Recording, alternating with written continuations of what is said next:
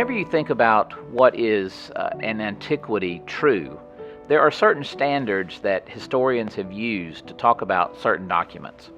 Usually what they take is they'll take when the story was supposedly written or the book in antiquity was supposedly written, and then they will look at the earliest copy of the manuscript. Now, for most manuscripts in antiquity, they don't have the originals. In fact, that is very, very, very rare. What you have, though, is a first copy. And they look at how many years were between when it was supposed to be written and when the first copy is. Then they'll look at how many people saw that or validated that over time. Where was the context of that? And they like to know how many copies do they have, because that is important. If you've got just one copy, it's hard to verify if the story is true. But if you've got five, you check them against each other, and you find out that indeed they could be true in this point, but maybe there's some discrepancies in this point. That is just the way historians in the secular world do the work of seeing the authenticity of documents of authenticity. So think about Homer's Iliad, for instance.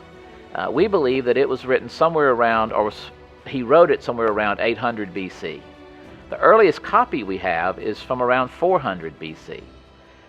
What's interesting about that is that there are about 30 copies that are verified around that time, and a total of about 1,800 total copies over the course of many years after that are related. So that's 400 years between the original writing of Homer's Iliad and when the first copy is. And so they look at all those copies, the 30 some odd that are around that 400 BC time frame, the other 1,600 that come right after that, and they decide, is this true, what he wrote it and when he wrote it? I've never heard anyone question whether or not Homer wrote the Iliad, or whether or not that it was verifiable, or whether or not it was part of the way that it is written and experienced in antiquity. Never heard anyone dispute that. Let's move a little bit further down in time. How about Tacitus, the great Roman historian? He wrote Annals, it's a story of the first couple of hundred years of the evolution of the Roman Empire. He's also one of the historians, by the way, that was able to validate that there was a human man named Jesus who walked the earth and who was crucified on a cross. He was writing around 100 AD, so that's a little bit after, say, the Revelation, the book of Revelation, or the Gospel of John. And we know that the earliest manuscript that shows up is around 850 AD. So think about that. He's writing around 100 AD, but it's almost 750 years before we get the earliest manuscript. That's a lot of time. But I've never heard anyone who, in the 30 some odd copies that they have, 33 in fact, of Annals that they can verify across as original copies, I've never heard anyone say that Tacitus didn't write it, or that they disputed whether or not it was accurate. And even with 750 years between when it was supposedly written and when the first copies show up, it is considered to be valid. Now let's talk about the New Testament, for instance. We think that the New Testament was written somewhere around 50 to 100 AD. We were able to verify that from a variety of sources. The first one being Galatians, the first letter, Galatians, the earliest one. The earliest gospel was Mark. And we know that at the very end of that century, you have the books of Revelation, the Gospel of John, and Ephesians, for instance. We know that in that time frame that it was primarily an oral historical experience. They weren't really taking the letters and putting them there and writing and commentating on them. They were telling them and they were sharing them, because the point was to share the message. And so what would happen is that for decades after the first generation of believers and those who were writing these letters and the stories of Jesus, they were telling the story over and over again. You get the first copy, really, of any particular part of the New Testament around 150 AD. And what they found was, though, is that it was very reliable to what the story had been. And you would understand and expect that.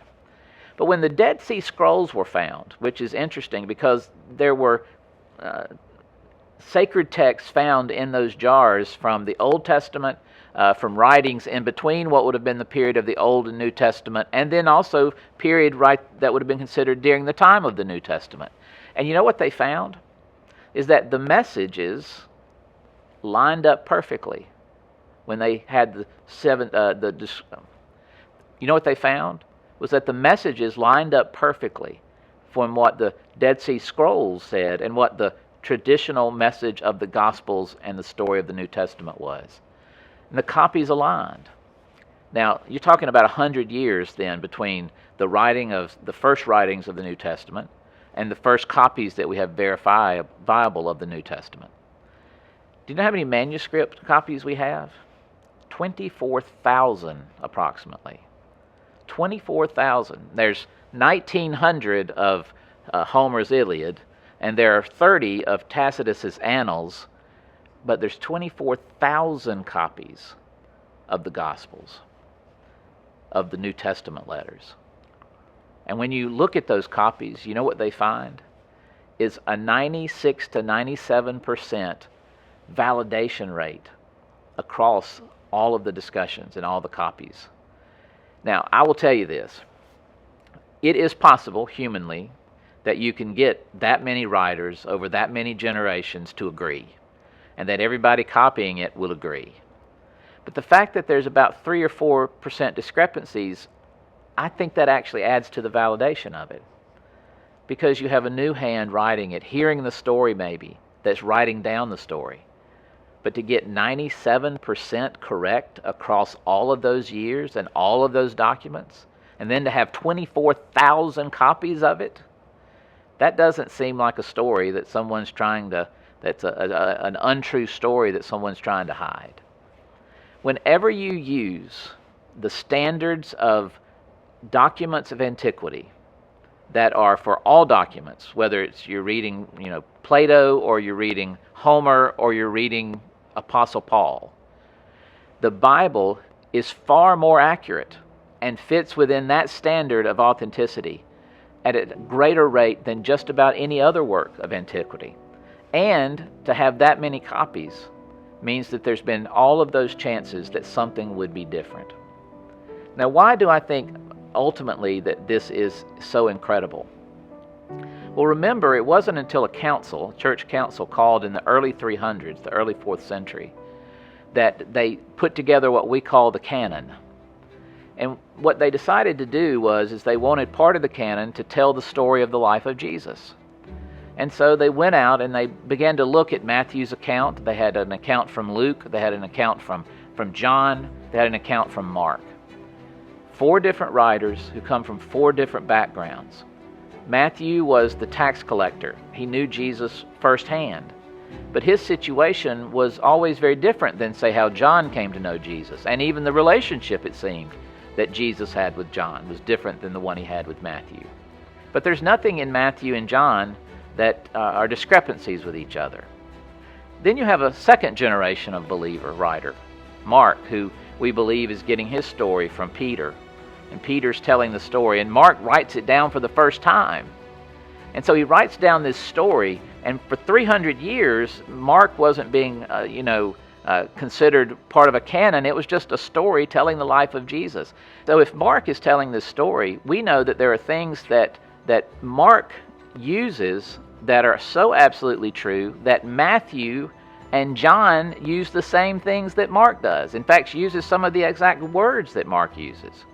We know there are things that Luke, who would have been a contemporary of Mark, uses that comes from Mark, and Matthew uses it too. There's no discrepancy between the original disciples and those who are the next generation disciples. That's a powerful part of the story, because it reminds us that these documents, if they are true, they're going to have their own contexts. They're going to have their own spirit to them. Again, Matthew wrote for a particular community in Rome, the Jewish community, to those who had been in the diaspora. We know John's writing to face a controversy. Mark's just trying to get Peter's story out. The power of it is that the documents, even if you take the standards of the world, hold up as well or better than most documents of antiquity. So I want you to think about that.